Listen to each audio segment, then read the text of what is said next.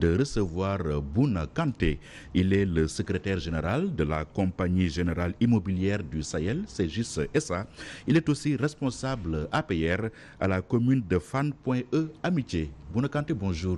Bonjour Pierre-Edouard Faye, merci pour cette invitation et j'en profite pour saluer les auditeurs, les téléspectateurs qui nous regardent. Merci à vous également d'avoir accepté notre invitation. Bouna Kanté, vous êtes né à Dakar et vous y avez fait votre cursus scolaire. Après le bac, vous quittez la capitale sénégalaise pour l'université de Rouen en France où vous obtiendrez une maîtrise en droit et un diplôme d'études supérieures spécialisées DS en politique locale et développement. Par voie de concours, vous intégrez en 2001 l'École nationale d'administration des cadres territoriaux à Angers, ce qui vous ouvre les portes de la fonction publique territoriale française en qualité de cadre supérieur. Retour au Bercail en 2018. Vous serez nommé à la direction de l'audit et du contrôle interne de la Caisse des dépôts et consignations avant d'être promu en 2020 secrétaire général de la Compagnie Générale Immobilière du Sahel, filiale de la CDC, dont l'objectif est de créer les conditions de régler la lancinante question de l'habitat au Sénégal. D'ailleurs, il sera beaucoup question de logement et de location dans cette heure d'émission. Mais d'abord, un train qui arrive à l'heure et qui nous intéresse. À l'entame de notre entretien, l'université Cheikh Anta Diop de Dakar, classée meilleure université en Afrique francophone, selon le classement enduranking.org, un classement basé sur une évaluation de plus de 14 000 universités de 183 pays. Selon ce classement, l'UCAD occupe la première place en Afrique francophone et la 21e en Afrique. Comment appréciez-vous ce classement, Bouna Kanté? Merci Monsieur Faye. Je pense que c'est un point important que vous soulignez parce que l'université de l'UCAD est classée aujourd'hui premier en Afrique francophone, ce qui est aujourd'hui une prouesse et puis un satisfecit non seulement pour le corps enseignant, mais pour les étudiants et pour l'État. Parce qu'aujourd'hui, il faut savoir, vous l'avez dit à juste titre dans votre introduction, qu'il s'agit de 14 000 universités qui étaient en jeu, en compétition, et puis 183 pays. Donc c'est vraiment un classement mondial qui positionne l'université Cheikh Anta Diop dans le concert des universités aujourd'hui où on peut dire que l'enseignement, le temple du savoir est bien gardé. Au niveau des résultats, au niveau de l'expertise, au niveau aussi des investissements qui ont été menés par l'État. Parce que si on arrive à ce niveau de performance, je pense que l'État y a beaucoup contribué. Et pour illustrer mes propos, aujourd'hui, je pense qu'à l'université, tout ce qui est technologie de communication est mis en exergue pour vraiment aller vers ce qu'on appelle le bimodal en matière d'enseignement. C'est-à-dire, on donne des cours à distance, on est en phase avec la dématérialisation. On a une université smart qui permet aux étudiants, même à distance, vraiment de suivre des cours parce qu'il y a même un studio d'enregistrement des cours aujourd'hui qui existe à l'université avec une ligne spécialisée de 150 mégabits par seconde. Cela veut dire qu'aujourd'hui, l'université Cheikh Anta Diop est inscrite dans les rampes vraiment de la performance et de la qualité. Et ça, je pense qu'on peut vraiment encourager, comme je le disais tout à l'heure, les enseignants, les étudiants et l'État qui n'a ménagé aucun effort et qui s'inscrit d'ailleurs dans cette politique. Parce que quand vous voyez aujourd'hui, cette université, si ma mémoire est bonne, a été construite en 1957. C'était la seule université qui rayonnait dans l'Afrique de l'Ouest. Mais aujourd'hui, mais qui a beaucoup perdu de sa superbe au fil des années. Oui, mais qui est en train aussi de reprendre ses galons, ses lettres de noblesse. Parce que quand vous dites en préambule sur 14 000 universités en compétition, 183 pays, on est passé premier en Afrique francophone. Je pense que ça illustre qu'il y a un travail... 28e en Afrique. Voilà, en Afrique. 28e. Mais en Afrique francophone, je pense qu'on est premier. Oui, mais donc, cela illustre aussi qu'il y a un travail assez colossal qui a été mené. Parce que quand je passe à l'université, avant, on pouvait y accéder comme on voulait. Aujourd'hui, on voit que c'est un cadre sécurisé. Hein, on ne peut pas traverser l'université à droite, à gauche. Quand vous rentrez, vraiment, il y a des gardiens qui sont là pour savoir ce que vous faites à l'intérieur. Donc tout ça, je pense que c'est un travail colossal qui a été mené pour arriver à ce stade. Et l'État s'inscrit dans cette démarche. C'est-à-dire aujourd'hui, vous voyez l'université Amadou Mahtar Mbow à Diamniadio, qui est spécialisée en matière scientifique. Vous allez à Sine Saloum, on a une université spécialisée dans le domaine agricole. Vous allez à Saint-Louis, on a une université, à Thiès, on a une université, à Ziguinchor, on a une université. Je pense qu'aujourd'hui, l'État a mis le curseur sur la formation supérieure, sur la formation des jeunes, parce que les jeunes constituent l'avenir de ce pays-là. Et quand on a des universités où le cadre est propice pour vraiment acquérir des connaissances, acquérir des savoirs, je pense qu'on peut adresser un satisfecit à l'État qui a inscrit ce programme-là dans les points importants du plan Sénégal émergent. Et c'est ça qu'on peut attendre, parce qu'on veut une jeunesse avec une tête pleine, une jeunesse qui peut vraiment prendre en compte les aspirations du pays. Et ça, c'est vraiment une illustration. Et félicitations vraiment aux étudiants aussi, parce qu'on est parfois dans un cadre où il y a beaucoup d'effervescence, un cadre parfois qui verse un petit peu dans la politique au détriment de la quête du savoir. Et je pense que ce positionnement de l'Université Cheikh Anta Diop, vraiment au niveau de l'Afrique, parce que même si on est 28e au niveau de l'Afrique, je pense que c'est une position quand même honorable. Oui, mais et justement, voilà, on ne va pas jeter l'opprobre sur ce classement. Absolument, du tout. Alors, on ne peut pas jeter le bébé avec l'eau du bain. Voilà. Mais justement, est-ce que ce classement, cette première place en Afrique francophone n'est pas en trompe-l'œil, vu les difficiles conditions de travail pour les enseignants et les difficiles conditions d'études pour les étudiants, mais aussi et surtout le nombre impressionnant de nouveaux bacheliers qui sollicitent des visas pour aller étudier à l'étranger? Oui, alors ça, c'est d'autres problématiques que vous posez. Parce qu'en 2011 et 2012, je pense qu'il y a un état du logement universitaire qui a été fait. Et aujourd'hui, avec tout le programme de restructuration des chambres universitaires, de construction de logements pour doter les étudiants de conditions de vie satisfaisantes, je pense qu'on a fait un grand pas en avant. Et ça, il faut le souligner. Au niveau des enseignants aussi et des professeurs, je pense qu'il y a une revalorisation des salaires qui permet à ce corps enseignant, à ce corps d'élite, de pouvoir vraiment voir le changement avant et après. Bon, je ne dirais pas que tout est parfait dans le meilleur des mondes, parce que moi, j'ai toujours un discours équilibré. Je vois le pas de géant qui a été accompli pour positionner l'Université Cheikh Anta Diop vraiment dans le concert des nations au niveau universitaire. Et c'est ça aujourd'hui qu'il faut prendre en exergue, c'est ça qu'il faut reconnaître, c'est ça qu'il faut saluer, et que les Sénégalais sachent que quand même à l'Université Cheikh Anta Diop, vraiment il fait bon d'y vivre malgré quelques soubresauts, parce que je pense que si ma mémoire est bonne, le ticket de restaurant, c'est 100 francs avec la carte d'étudiant. Donc, ça, ce sont des conditions qu'on ne peut pas trouver ailleurs. Parce qu'avant... Malgré 2012, tout, le rêve de tout nouveau bachelier, c'est d'aller poursuivre ses études à l'étranger, oui, soit en France, ou bien au Canada, aux États-Unis. Oui. Mais de plus en plus, je pense que la tendance s'inverse pour garder les meilleurs chez nous. C'est vrai que parfois, c'est bien de partir, avoir de l'expérience pour mieux servir son pays. Le fait de partir en soi, c'est pas négatif, parce que ça permet aussi de se frotter au meilleur du monde pour avoir vraiment un bonus qui permettra de venir au Sénégal avec un plus. Je ne dirais pas que ceux qui ont fait leur formation à l'étranger sont meilleurs que ceux qui sont ici. Parce que quand on voit l'exemple du président Macky Sall, qui est un pur produit sénégalais... L'Université de Dakar formait beaucoup d'étrangers. L'Université de Dakar... Le président Bazoum, le président Talon, oui, sont tous des anciens sociétaires, pensionnaires, de l'Université de Dakar. Absolument. C'est pour ça que je dis qu'avant, c'est vrai que l'Université de Dakar rayonnait dans l'Afrique, au niveau de l'Afrique de l'Ouest. Aujourd'hui, l'université est en train de reprendre ses lettres de noblesse, et c'est ça qu'il faut saluer.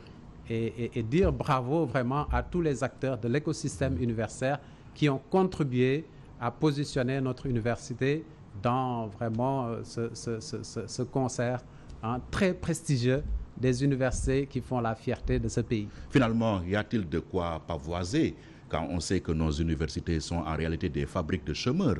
Il y a 300 000 demandeurs d'emploi qui arrivent chaque année sur le marché du travail. Avec un faible taux d'absorption sur ces 300 000, le marché n'a besoin que de 30 000.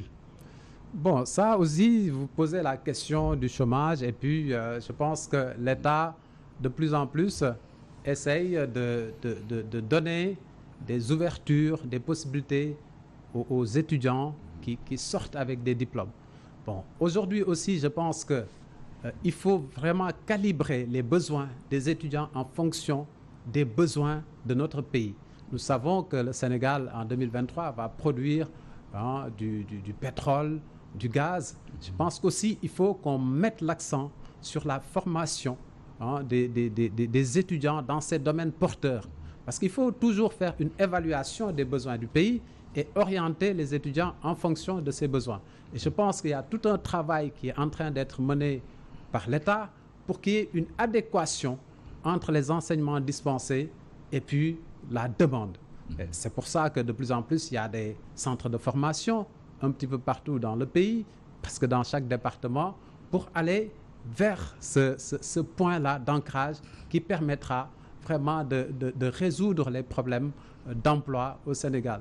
Mais si vous voyez tout le chemin parcouru par l'État depuis en termes de création d'emplois, parce qu'aujourd'hui nous avons les agropoles qui vont créer beaucoup d'emplois, les agropoles permettront de transformer nos produits locaux pour donner une valeur ajoutée à ces produits-là.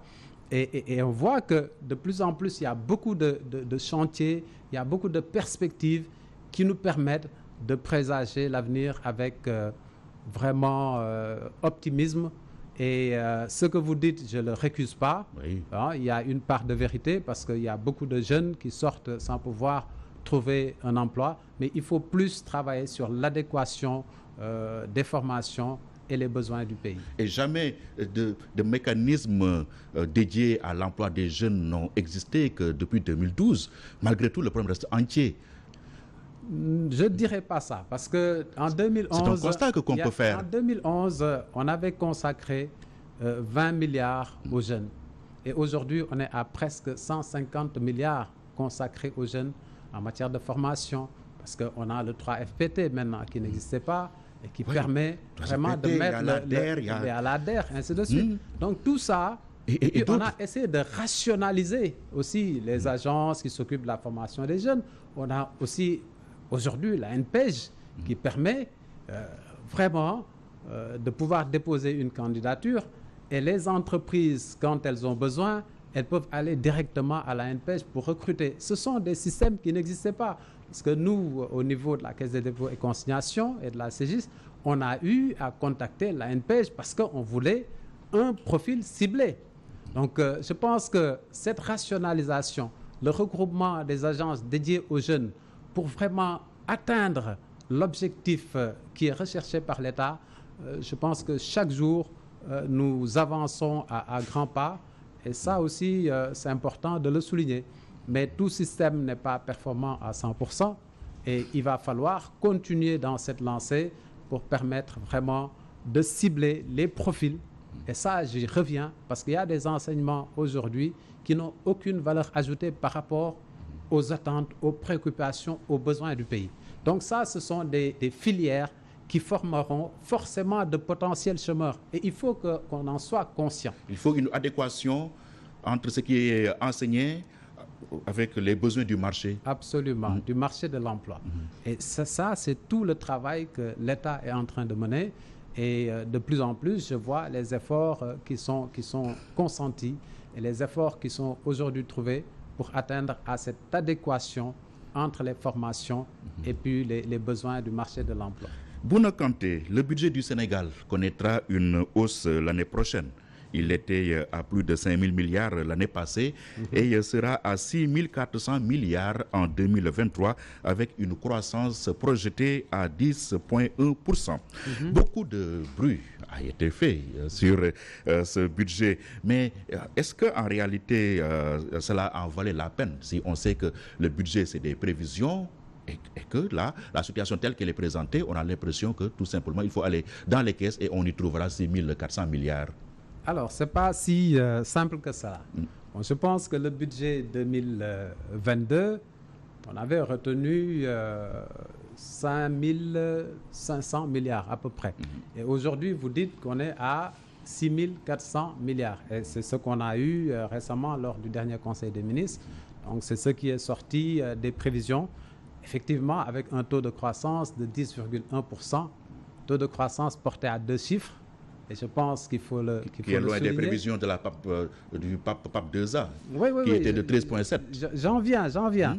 Mais atteindre quand même ce taux de croissance, alors que dans les années 2011-2012, on était à 2% maximum et on était satisfait. Oui, mais quelqu'un disait que la croissance ne se mangeait pas. Voilà, mais la croissance permet de redistribuer la richesse, parce qu'il y a beaucoup de politiques publiques qui sont mises en place. C'est parce qu'on a une croissance qui peut la supporter. Donc effectivement, pour revenir à votre question, je pense qu'il faut souligner ce satisfait-ci, prévoir un taux de croissance de 10,1% après avoir traversé des chocs vraiment au niveau mondial, comme la Covid, la guerre russo-ukrainienne, l'appréciation du dollar, le renchérissement du coût de la vie, l'inflation qui s'accentue de plus en plus. Dans ce contexte-là difficile mondial, je pense que avoir ces prévisions-là, c'est tout à fait rassurant. Et ce qui est important aussi de souligner, Pierre-Édouard, je pense que pour la première fois, nous allons atteindre un taux de couverture budgétaire de 80% sur nos ressources internes. Cela veut dire qu'on n'aura pas besoin de recourir à l'endettement. Le taux de couverture du Sénégal, avant, on était aux alentours de 20%. Aujourd'hui, 80% de notre budget, on pourra le couvrir grâce à nos ressources internes. Oui, parce que vous n'avez plus beaucoup de marge pour l'endettement. Et là, on va vers la souveraineté budgétaire. Et ça, c'est hyper important si un pays veut vraiment se positionner. Et comme vous le savez, la signature du Sénégal, aujourd'hui, au niveau international, ne souffre d'aucune ambiguïté. Et vous en abusez? Non, on n'abuse pas. On respecte les critères qui sont définis aujourd'hui. Mais tous les États ont recours à l'endettement. Et je pense que quand on s'endette pour investir, c'est un endettement positif. Quand on s'endette pour réaliser des ouvrages structurants, c'est un endettement confié positif. À des entreprises étrangères. Oui, ça c'est toujours cette leitmotiv. D'où la notion de croissance extravertie dont parlent certains économistes. Je comprends où vous voulez m'amener, mais ça, on a l'habitude de l'entendre. Parce que aussi, moi, je fais confiance au secteur privé sénégalais. Mais souvent, aussi, il faut oser le dire, qu'il y a des problèmes de respect des délais. Parce que je travaille dans le monde de l'immobilier. Très souvent, nous avons des retards au niveau de la livraison. Il arrive parfois qu'on confie des travaux de viabilisation à des entreprises sénégalaises avec des impacts au niveau national ou international. Mais malheureusement, on est confronté parfois à des problèmes de délai de livraison. Mais mettez-les dans les mêmes conditions que les étrangers. Non, en l'espèce, je parle en connaissance de cause. Ils ont été mis dans les mêmes conditions que les étrangers. Je pense que aussi, il faut avoir l'humilité de reconnaître parfois nous avons des tares qui freinent notre développement.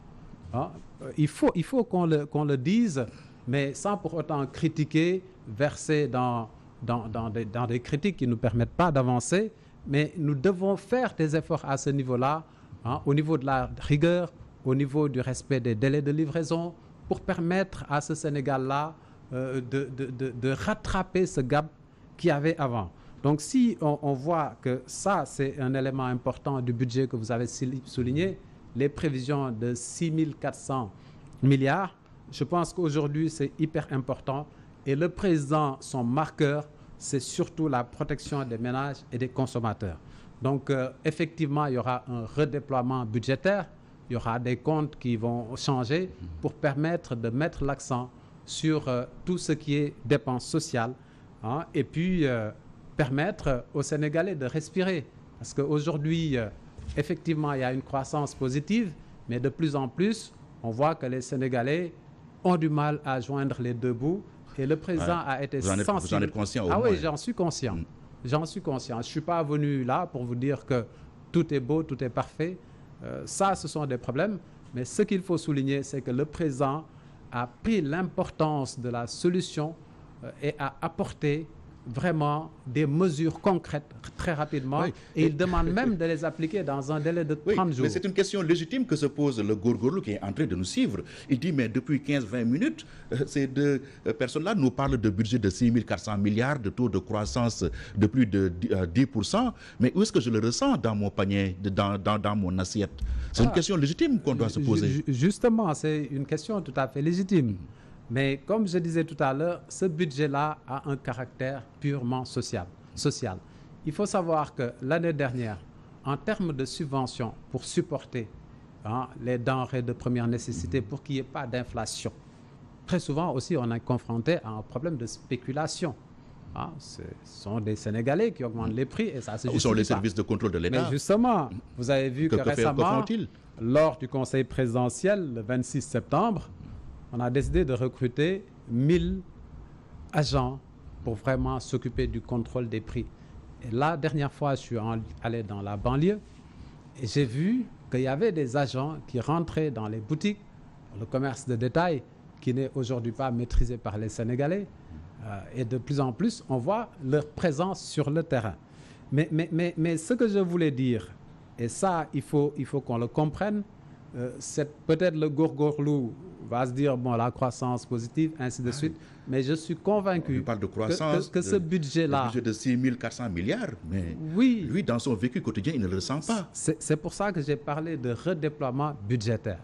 C'est-à-dire, là, le budget 2023, on va l'exécuter exclusivement pour les dépenses sociales. On va l'exécuter parce qu'il y a des mesures qui ont été prises pour augmenter les salaires des fonctionnaires, il y a des mesures qui ont été prises pour augmenter la retraite, il y a des mesures qui ont été prises pour accompagner 500 000 familles à hauteur de 80 000 francs, même si certains pensent que c'est rien, mais dans certaines zones, c'est rien, mais c'est de l'assistanat. Ça permet aussi de régler le problème de la couverture maladie universelle, le PUDC, le projet... Mais la politique de l'assistanat peut-elle prospérer? Non, ce n'est pas une politique de l'assistanat. Dans tous les pays du monde, il y a un système qui permet d'accompagner les couches vulnérables. Moi, j'ai été en France, j'y ai vécu, et il y a une bonne couche sociale qui est accompagnée par l'État. Parce que l'État ne peut pas laisser en rade les Sénégalais. Il faut que l'État assiste aussi les Sénégalais. Ça fait partie des rôles et des missions de l'État. On ne peut pas dire que c'est de l'assistanat, parce que ceux qui sont dans le besoin, je pense qu'on doit les accompagner, mais l'État aussi doit mettre en place les conditions nécessaires pour que les entreprises puissent prospérer, pour qu'aujourd'hui, Pierre-Édouard qui veut entreprendre, qui puisse créer son entreprise, et puis au niveau des taux d'imposition, qu'on puisse l'accompagner afin qu'il soit vraiment un géant. Et puis, c'est tout cet ensemble-là de mesures que l'État doit prendre, et l'État les prend à chaque fois. Donc, ce budget-là, c'est vrai qu'avec la production des hydrocarbures, nous allons vers un budget solution pour permettre d'apporter des solutions aux problèmes vraiment des nouveau Sénégalais. Slogan. Vous nous avez habitués à des slogans depuis 2012. Non, c'est pas un slogan. D'ailleurs, le projet de loi de finances portant budget 2023 a été transmis aux députés le 14 dernier. Je pense qu'ils ont 60 jours pour se prononcer. Et puis, voilà, après, je pense que les députés aussi vont voter ce budget-là qui sera présenté. Parce que refuser de voter le budget, c'est refuser de subventionner les agriculteurs, c'est refuser de subventionner les pêcheurs, c'est de refuser de subventionner les entreprises sénégalaises, c'est refuser d'accompagner les artisans, ainsi de suite. Parce que le budget, c'est un système de redistribution de la richesse. Donc, c'est refuser également d'accompagner nos universités pour qu'elles puissent se positionner dans vraiment le concert des universités. La politique de subvention, vous le faites contre le gré du FMI, qui vous demande, qui vous somme même de l'arrêter. Mais justement, c'est une fierté. Moi, je suis fier aujourd'hui que le FMI oriente le président de la République, qu'il lui dise non, ma priorité, c'est ma population. c'est le peuple, ce sont les Sénégalais. Et pourquoi on va nous imposer le diktat du FMI? Et il a parfaitement raison de se consacrer aux Sénégalais. Qui paye commande, dit-on. Oui, qui paye commande, mais en l'espèce, je pense que cette règle-là n'est pas d'actualité. Parce qu'aujourd'hui, ce qui nous intéresse, c'est, comme vous l'avez dit tout à l'heure à juste titre, comment accompagner ce góorgóorlu qui puisse vraiment bénéficier de la croissance. Et c'est là le système de redistribution qui a été mis en place. Et le social est un marqueur fort du président de la République. 2023 décrété année sociale, j'ai fouillé un peu dans les archives et je me suis rendu compte que 2018 également a été décrété année sociale. 2018, 2023, cela signifie que voilà, ça n'a pas prospéré. Si, c'est un aveu d'échec. Si ça a prospéré, parce que je pense qu'il y a beaucoup de politiques qui étaient mises en place et 2018, on a boosté ces politiques-là. Quand on parle de bourse familiale, couverture maladie universelle, le PUDC, ainsi de suite. Donc, toutes ces politiques sociales ont été vraiment boostées. Au niveau de l'ADER, on a augmenté les budgets, 3FPT, la formation des jeunes. Donc, je pense qu'aujourd'hui, nous avons une assise à ce niveau. Maintenant, il faut que ça arrive dans le panier de la ménagère.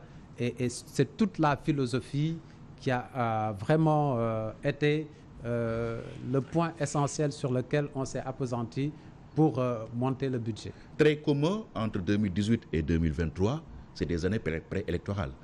En décrétant une année sociale, a-t-on quelque part dans un coin de la tête la prochaine année qui sera électorale?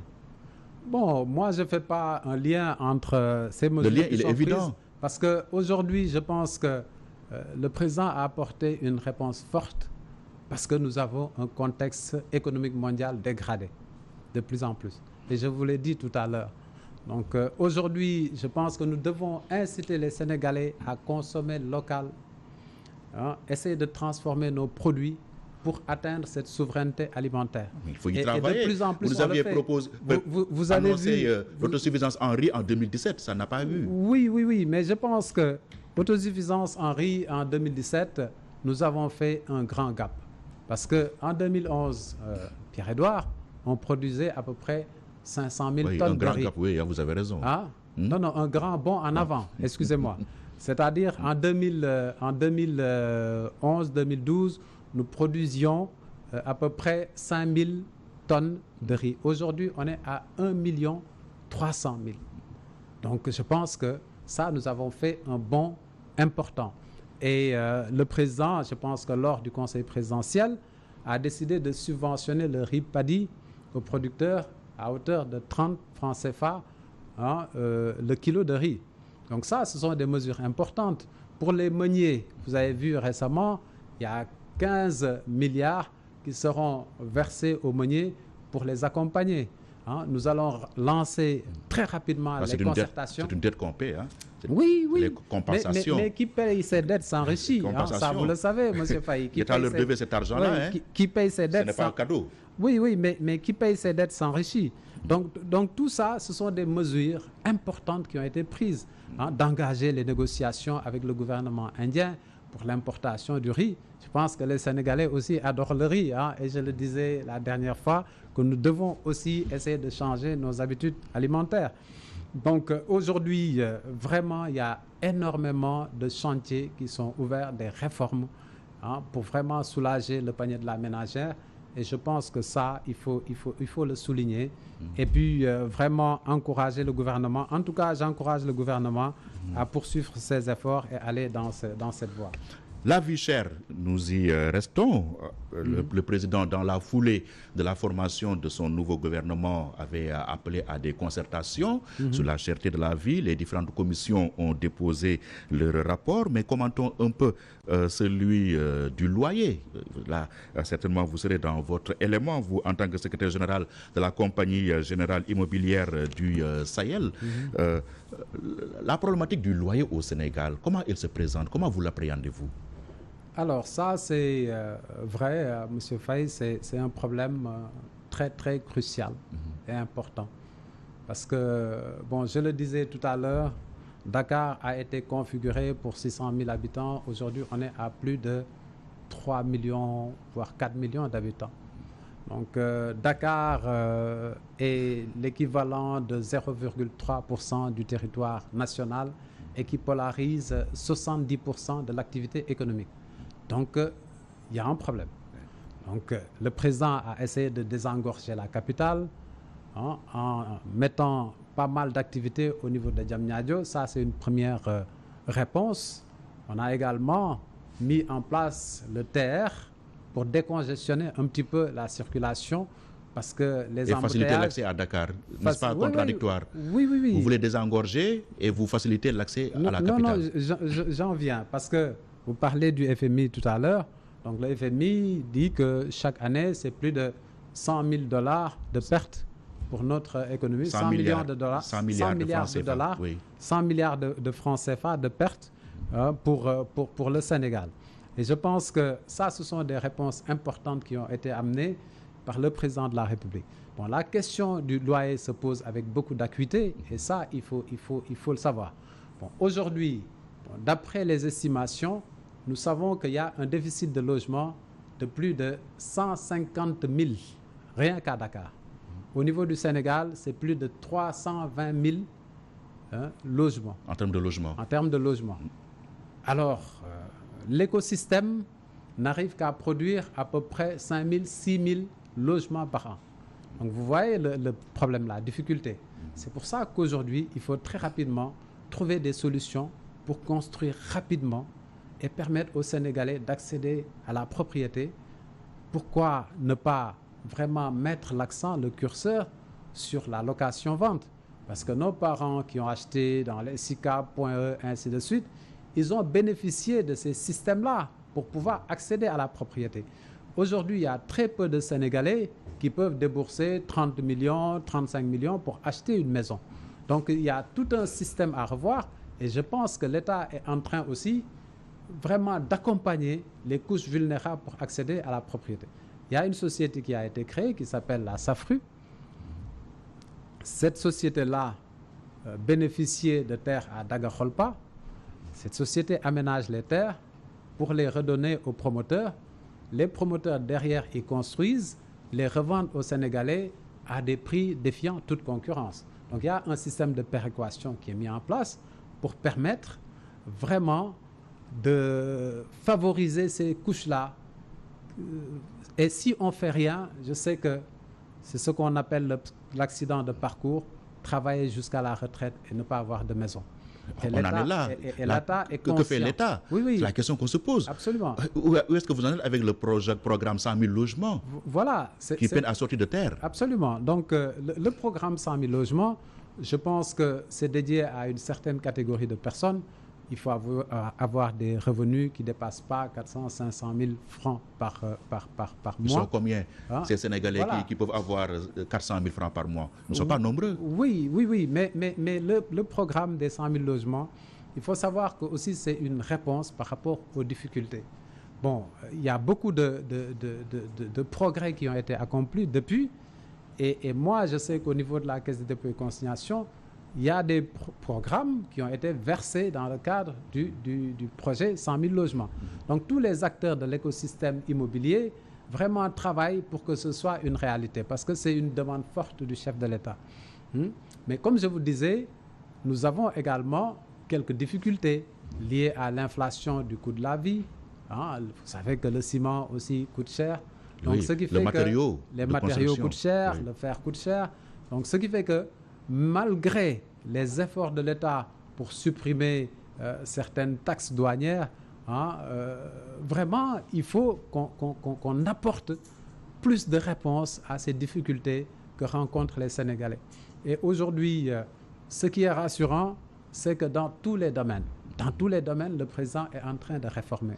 Dans tous les domaines, quand on compare ce qu'on avait avant et ce qu'on a aujourd'hui, on voit qu'il y a un bond en avant. Je ne parlerai pas de gap, qui est un lapsus tout à l'heure, mais il y a un bond en avant hyper important qui a été réalisé. Et c'est ça, aujourd'hui, qu'il faut retenir, c'est ça qu'il faut souligner. Et il faut en parler aux Sénégalais. Parce que quand on a inauguré le TER, certains disaient qu'il ne va même pas rouler. Et je pense que, vu le nombre de passagers qui empruntent le TER, on peut dire qu'on est satisfait de ce projet structurant. Hein? Quand vous allez à Keur Momar Sarr 3, donc aujourd'hui, on peut produire 200 000 mètres cubes par jour pour régler la question de l'eau. Ça, ce sont des points importants sur lesquels il faut le souligner. Quand vous allez à Ouakam, on est en train de mettre en place une usine de dessalement d'eau de mer.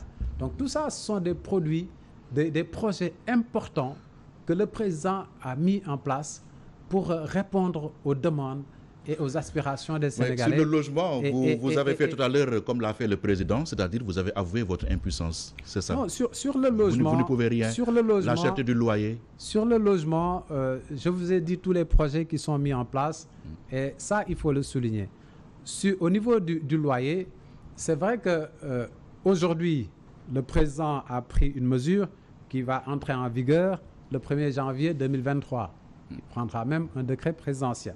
Mais il faut que tous les acteurs jouent le jeu aussi. Une loi a été votée en 2014. 2014, ça a empiré la situation. La loi du 3 février 2014. Oui, ça avait empiré la situation. Où on avait vraiment mis en place des systèmes de réduction des loyers entre les loyers, je pense, moins de 150 000, entre 150 000 et 500 000, et au-delà de 500 000. Donc, je pense que effectivement, cette loi n'a pas porté vraiment ses fruits, il faut le dire. Avec fermeté, parce que aussi tous les acteurs n'ont pas joué le jeu. Moi, je lance un appel pour les acteurs aussi qui puissent vraiment comprendre que l'heure est grave et l'heure est difficile et jouer le jeu pour que vraiment la population puisse se retrouver. Parce qu'effectivement, les loyers sont chers. On ne peut pas avoir le même loyer à Guédiawaye qu'à Mermoz, comme disait le président de la République. Cela veut dire que il y a un problème. Donc, il faut encadrer tout cela, il faut prendre des mesures, parfois il faut même sanctionner et réformer. Vous savez, quand on a créé la Caisse des dépôts et consignations de la Côte d'Ivoire, il y a 3 ans, je faisais partie des cadres qui ont été formés, les cadres ivoiriens, pour mettre en place leur Caisse des dépôts et consignations. On a travaillé pour mettre en place les procédures. Mais là-bas, au niveau des cautions des loyers, c'est versé à la Caisse des dépôts et consignations. Je pense qu'on peut réfléchir sur un système-là. Ils sont en avance sur nous. Alors. Imaginez toutes les cautions des loyers au niveau de Dakar, du Sénégal, on verse à la Caisse des dépôts et consignations. Ce sont des milliards qui pourront accompagner ou aider les locataires. Au Sénégal, on est fort en théorie, maintenant la pratique, ce sont les autres qui viennent pratiquer. Ce ne sont pas des théories, mais c'est juste encore des pistes de réflexion. Pour aller à profondeur, parce que c'est une question qu'il faut régler. Dakar, il y fait bon d'y vivre, mais Dakar c'est cher. Dakar étouffe. Oui. Trop d'embouteillages, Dakar est sale. Oui, bon, au niveau de la saleté, je pense que de plus en plus, je vois aussi des actes où il faut encore rééduquer les Sénégalais. Ça, il faut qu'on se le dise. Parfois, je suis en voiture, il y a une voiture qui me devance, on voit un Sénégalais, c'est pas qui mange, qui jette, ainsi de suite. Après, on dit que c'est sale. Donc, on a aussi une part de responsabilité dans cette saleté-là. On voit Dakar, aujourd'hui, est un marché à ciel ouvert. Vous quittez le palais présidentiel jusqu'à chez vous, il y a des tables partout, les gens ne peuvent même pas circuler, les trottoirs sont occupés. Où est l'autorité? Mais l'autorité... Il faut restaurer la peur du gendarme. Non pas, mais aussi il faut un devoir citoyen. Il faut un devoir citoyen. Il faut aussi qu'on retourne aux fondamentaux, qu'on respecte ce pays. Parce que quand je vois des gens qui mangent, qui jettent et qui n'ont rien à faire de tout cela, moi aussi, ça me désole. Donc il ne faut pas imputer toute la responsabilité sur l'État, mais aussi dire aux Sénégalais que ce pays leur appartient et la propreté de ce pays aussi les incombe. Bouna Kanté, il nous reste une dizaine de minutes. Nous allons aborder les questions politiques. La politique, c'est d'abord l'affaire Mimi Touré, qui a officialisé cette fin de semaine sa démission du groupe parlementaire Benno Bokk Yakaar de l'Assemblée nationale. Vous êtes membre de l'APR. Dites-nous, y a-t-il un cas Mimi Touré à l'APR? Moi, je ne parlerai pas de cas Mimi Touré et je vais vraiment convoquer la jurisprudence Macky Sall. Quand il y avait des difficultés avec le PDS, je pense que le président Macky Sall avait tout refusé Il avait laissé son mandat de député, son poste de président de l'Assemblée nationale, même son mandat de maire de Fatick, pour prendre sa voie. Je pense que quand on décide de démissionner d'un parti, tous les attributs que vous confère ce parti-là, vous devez le laisser. Et il y a vraiment une erreur de jugement, parce que tout ce problème-là, c'est parce que Mimi Touré n'a pas été nommée présidente de l'Assemblée nationale. Elle s'est sentie trahie. Elle était tête de liste. Et elle s'est sentie trahie. À aucun moment, le président de la République a dit qu'il allait confier le président de l'Assemblée nationale à Mimi Touré. Elle soutient le contraire, lui, Elle peut soutenir le contraire, mais à aucun moment, le président a promis à Mimi Touré qu'il va lui confier le poste de président de l'Assemblée nationale. Et si vous vous rappelez bien, il y a eu une concertation au palais et la question a été posée et ils ont dit au président de faire son choix et ils vont se plier à la décision du président. C'est ça qui a été retenu. Donc, être tête de liste ne signifie pas forcément être président de l'Assemblée nationale. Si je convoque l'exemple d'Idrissa Seck, de Boun Abdallah Dionne, et j'en passe. Donc, je pense qu'il ne faut pas rentrer dans ce débat-là, vouloir tordre le cou à la République parce qu'on a souhaité avoir des prérogatives étatiques et finalement, on ne les a pas retrouvées. Parce que Mimi Touré a été nommée ministre de la Justice. Elle a été Premier ministre, présidente du Conseil économique et social. Donc, tous les attributs, toutes les stations vraiment de privilèges étatiques, elle les a quasiment occupées. C'est parce qu'elle est compétente aussi. Hein? Je pense que... Mais il y a des plus compétentes. Charles-Édouard. Il y a des Sénégalais qui sont plus compétents et qui n'ont pas eu cette chance-là. Donc, la compétence ne suffit pas. En politique aussi, il faut la confiance. Et ça, c'est hyper important. Y a-t-il crise de confiance entre les deux? Non, vu comment elle s'est comportée, moi, je pense qu'il y a un problème de comportement. Et c'est ça que je déplore. Et il faut le dire avec vraiment fermeté. Bon, je vois qu'elle est en train même de faire une proposition visant à limiter les fonctions et responsabilités dans les institutions de la République en rapport avec l'existence de liens familiaux. Charles, moi je pense que c'est une proposition qui n'est pas du tout pertinente. Combattre le népotisme, non? Aujourd'hui, Monsieur Faye, si vous êtes président, tous les Fayennes, ils n'ont plus droit à occuper des postes de responsabilité dans ce pays. Le Sénégal est un et indivisible. Je pense que ça, c'est... Elle dit que ça existe dans le système des Nations Unies. C'est un petit peu pour amuser la galerie. Et moi, je ne vais pas insister là-dessus. Oui, elle dit qu'il n'y a rien de nouveau au soleil parce que ce système-là existe dans le système des Nations Unies. Oui, mais on n'a pas des copieurs automatiques. Ce n'est pas parce qu'on l'applique aux Nations Unies qu'on va forcément l'appliquer au Sénégal. Au Sénégal, c'est le pays de masla, de fraternité, on a tous des liens familiaux. Mais le népotisme a atteint des points insoupçonnés dans notre pays. Le népotisme, je le récuse avec la plus grande fermeté. Je ne suis pas partisan du népotisme. Mais il faut savoir que quand on propose une loi impertinente, il ne faut pas divertir les Sénégalais.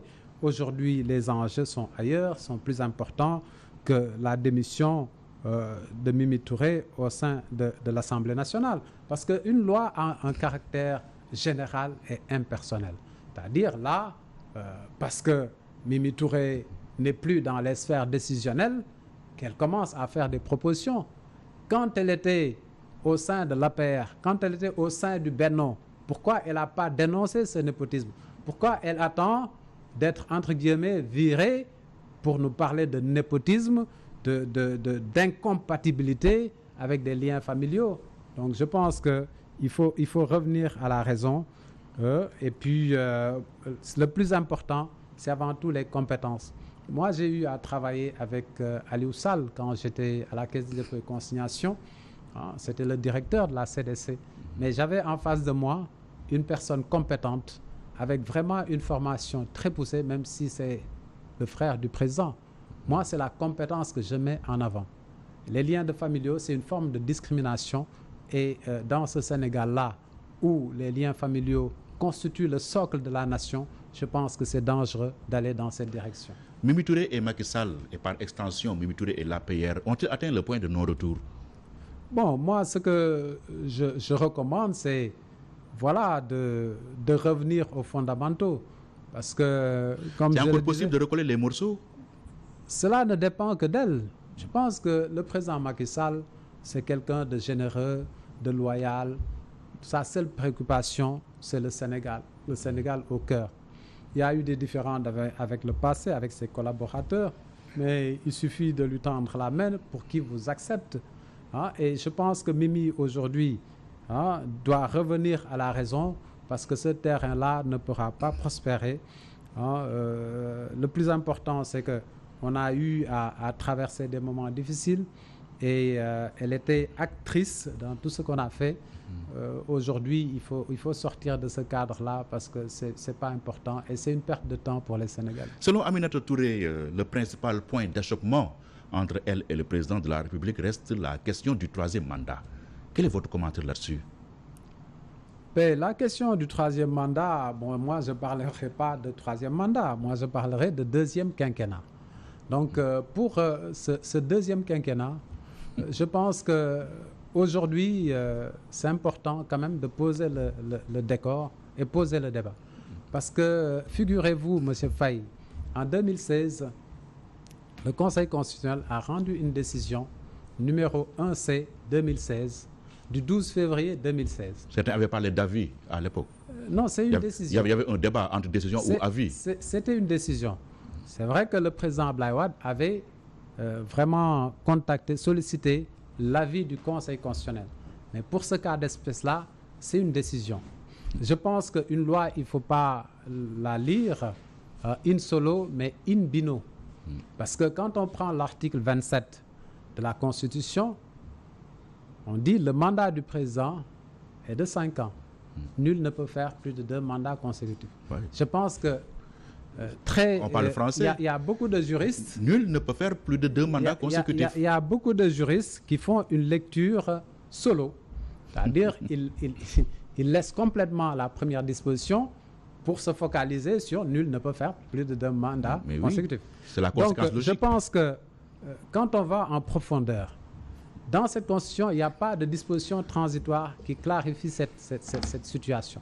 C'est pour cela que le Conseil constitutionnel a été saisi en 2016 et qui a rendu une décision pour dire que cette disposition-là, la Constitution qui a été votée, ne concerne pas les dispositions de l'ancienne Constitution.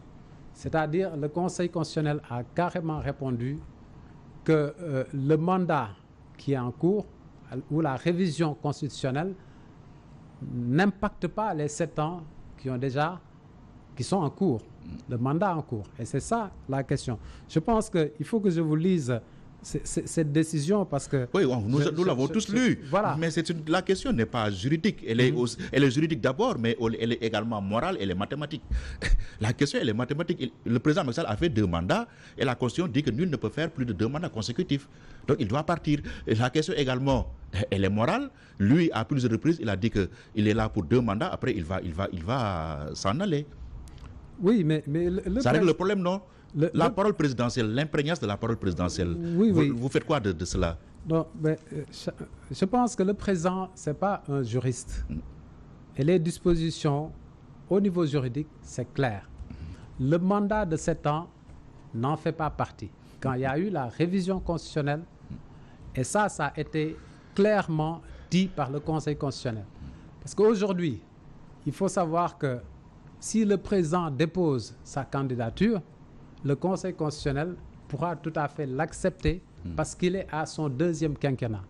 Maintenant, la décision lui appartient. Ce que je peux vous dire, s'il est prêt pour un 2e quinquennat, je l'accompagnerai parce que juridiquement, il a le droit.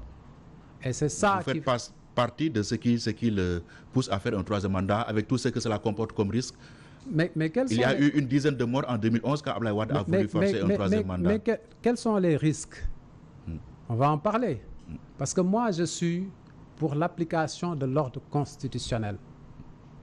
On ne peut pas lui imposer une façon de faire ou lui imposer un dictat. On ne peut pas lui imposer un terrorisme intellectuel. La Constitution lui permet de faire un deuxième quinquennat. Par conséquent, s'il veut le faire, je vous dis, moi, Bouna Kanté, je vais l'accompagner. Que faites-vous de la parole présidentielle? Mais moi, elle ne vaut rien, en tout cas, c'est ce que j'ai en train de nous dire. Il ne faut pas dire qu'elle ne vaut rien. Mais oui, c'est le président. En vous écoutant, on a l'impression que c'est ce que vous voulez nous dire. Non, c'est le président qui se déterminera. Moi, je vous dis que je suis sur le terrain du droit. Il y a une décision du Conseil constitutionnel qui dit que le mandat de 7 ans n'en fait pas partie. Donc, il est à son premier quinquennat. S'il veut faire un deuxième quinquennat, je l'accompagnerai. Moi, parce que il voulait qu'on insère dans les dispositions constitutionnelles que le mandat de 7 ans n'en fait pas partie. Et c'est le Conseil constitutionnel qui a récusé cette hypothèse en lui disant « Mais ce n'est pas à vous de dire le droit, c'est l'organe